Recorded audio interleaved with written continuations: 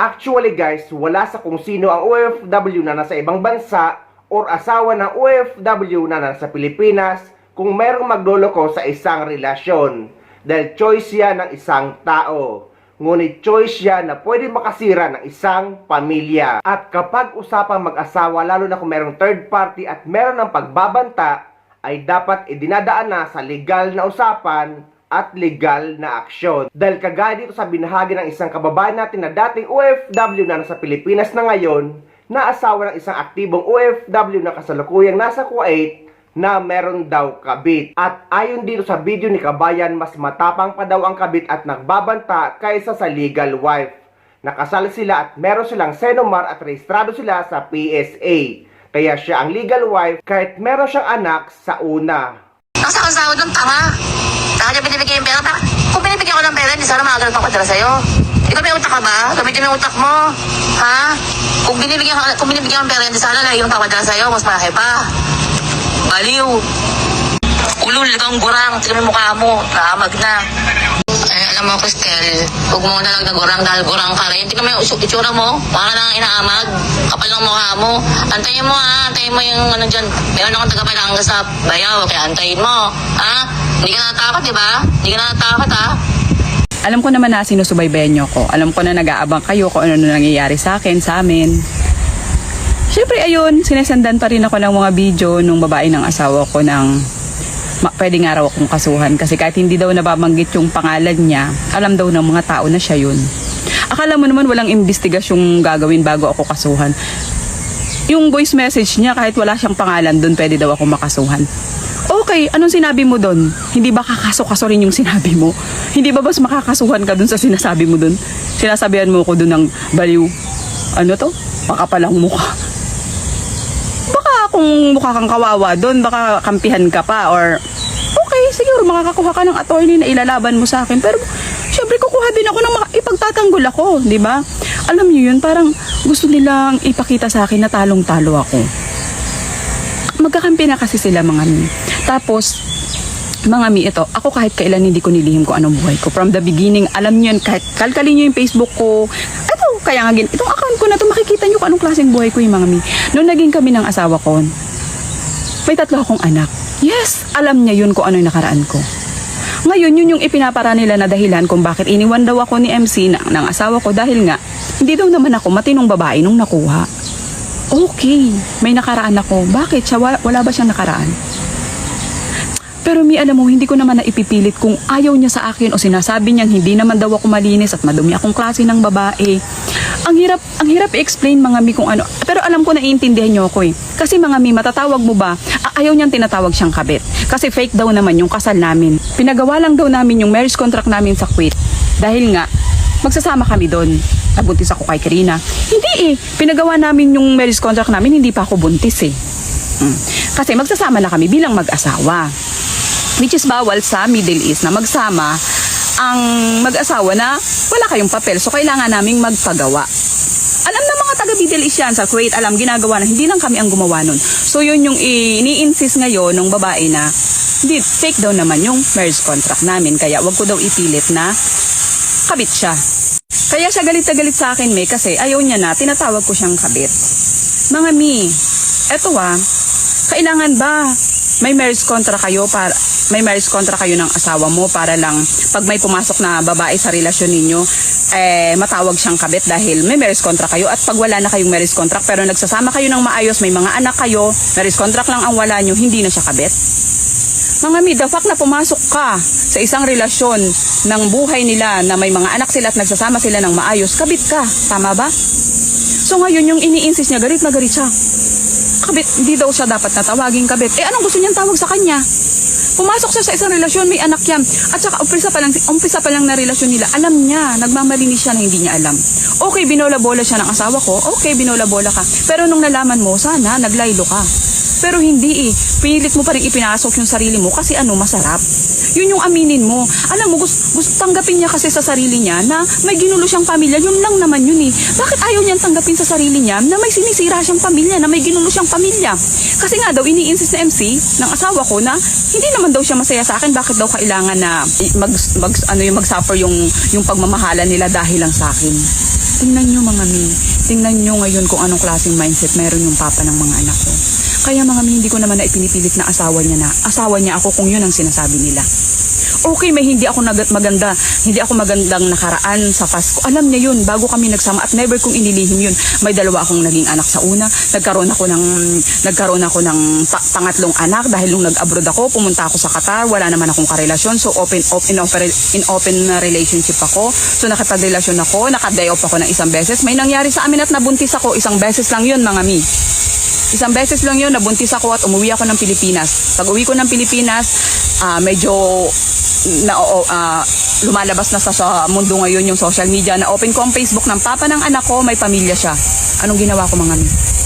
Never ako ng gulo. Binuhay ko yung anak ko nang hindi ako nang gugulo sa kanila. At hanggang ngayon walang alam yung asawa ng papa ni Carlo na meron siyang anak sa ibang babae sa akin yun. Hindi ko sila ginulo mga mi. Ni suporta hindi ako nanghihingi. Ganun yung matinong babae. Hindi ko sinasabing matino ako kasi nagawa ko yun. Pero never ako nang gulo sa isang relasyon. Alam niyo mga mi, ang sobrang sakit ng pinagdadaanan ko ngayon kasi sobrang sakit ng mga salita na naririnig ko sa papa ni Karina at ni Sarah. Alam niyo yun na parang ang sama-sama ko. Na parang wala akong ginawang mabuti sa kanya. Umiyak ako mi kasi gusto kong ilabas to. Gusto kong sabihin sa inyo na kung ano man yung nakaraan ko, hindi ako masamang tao. Kasi mga mi, yung sinasabi niya ngayon, na hindi naman daw, na si Karina nabuo daw naman by accident. Alam niyo yun, ako na ngayon yung lumalabas na masama. Oo, may hindi ako naging magandang nakaraan. At alam niya yun, nagsama kami ng ilang taon, almost 9 years. Ngayon na may pumasok na babae sa buhay niya, ako na ngayon yung masama.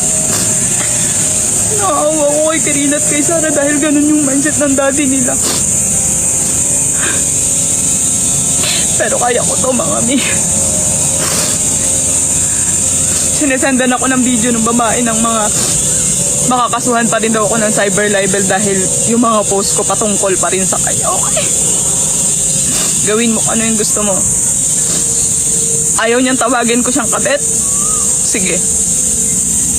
Ipatanggal niya yung pangalan ko dito. Ipatanggal niya yung pangalan ko sa Senomar ni MC. Doon, titigil ako na tawagin siyang kabit. Pero hanggat nandyan yung pangalan ko sa Senomar ni MC, kabit pa rin siya kahit anong gawin niya.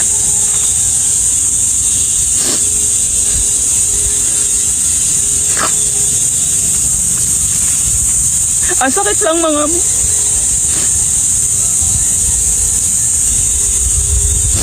Ako pa ngayon yung pinapalabas nila na masamang uri ng babae. Kaya alam niyo yung mga message niya? Hindi naman po niya, hindi niya deserve kasi hindi naman siya malinis na babae nung nakuha. Wow, parang ang linis niya, 'di ba? Hindi naman talaga ako minahal dahil nga nabuntis lang ako by accident. Gaano kasakit sa akin yun mga mi. Hindi naman yun masasabi kung hindi galing kay MC, 'di ba? So lahat yun, yung mga sinasabi niya, lahat yun galing kay MC. Sana lang hindi mo pagsisihan lahat ng mga ginagawa mo pagdating ng araw. Tandaan mo to. Tandaan mo tong pangkakawawa mo sa akin na wala akong ibang ginawa kundi sundin ang lahat ng gusto mo. Hindi ako nagtrabaho. Sa 2 buntis ako sa Kuwait. Hindi mo ako pinagtrabaho dahil gusto mo, nakatutok lang ako sa mga anak mo. Ginawa ko yun. Ginawa ko yung sinunod kita. Kinalimutan ko na yung sarili ko kahit yung ibang mga anak ko inasa ko sa sa nanay ko. Nagbibigay man ako maliit na lang. Yun ay dahil sa sobrang pangmamahal ko sa'yo. Tapos ngayon nakakita ka ng babae mo dyan. Ako na ngayon yung lumalabas na masama. Na kaya nagkanda leche-leche buhay mo dahil sa akin. Ganun yung mga pinagsasabi mo dyan. Ang sakit. Sobrang sakit ng ginawa mo sa akin. Basta mga mi. Tapos naiyak ko na yan, promise. Ipapakita ko sa inyo na nakaya ko. Na lalaban ako. Na magpapatuloy kami ng mga anak ko. At saka dito ako dinadala ng sitwasyon. Hindi naman na kayo eh. Mas marami akong kakampi. Mas maraming nagmamahal sa akin. So, kailangan nating ipakita sa mundo na kahit sa kabila ng hindi magandang nakaraan ng buhay ko, magpapatuloy ako. Kasi may mga anak ako na umaasa sa akin. May mga anak ako na magbibigay ng lakas sa akin. Yun na lang yung tinitingnan ko ngayon. Kung ano man yung mga hindi magaganda at masasakit na nangyari sa buhay ko, malalampasan ko rin yun. Kakayanin ko. Tsaka alam ko na may magandang plano si Lord sa akin. Kaya mga mi, thank you. Alam kong inabangan niyo ako. Hindi sana gagawin ko. Kasi alam ko na pag nakita niyo akong masaya, masaya na rin kayo. Sa mga kagaya ko dyan, alam ko ang dami natin. Lahat ng mga message niyo binabasa ko na nalampasan niyo. Ako, pag nalampasan ko to, ipapakita ko sa inyo na masayang masaya ako. Kagaya ng sinabi niyo, may tinatanggal si Lord sa mga buhay natin na alam natin na hindi nakakatulong sa atin, na mas deserve natin na wala yung taong yun. Baka ito na yun. Lahat yun mga mi. Lahat ng mga message nyo binabasa ko. Lahat yun nasa puso ko. Kaya mga mi, salamat. Gagawin ko ang lahat. Gagawin ko ang lahat para mas maging successful kami ng mga anak ko. Ang importante sa akin, yung mga anak ko nasa akin lang. Sa lahat ng nangyari sa buhay ko, ang mga anak ko nasa akin lang yan mga mi. Kasi hindi ako masamang ina. Hindi ako masamang babae. Kaya magiging tagumpay kami, alam ko yan. Kung ganito lang din naman ang sitwasyon ngayon ni Kabayan na nagbabangayan siya sa social media at siya naman ang legal wife, lalo kung meron ng pagbabanta sa kanyang buhay or buhay ng kanyang pamilya, ay dapat idaan niya na ito sa legal na usapan or ilapit sa himpilan ng RTIA para magkalinawan.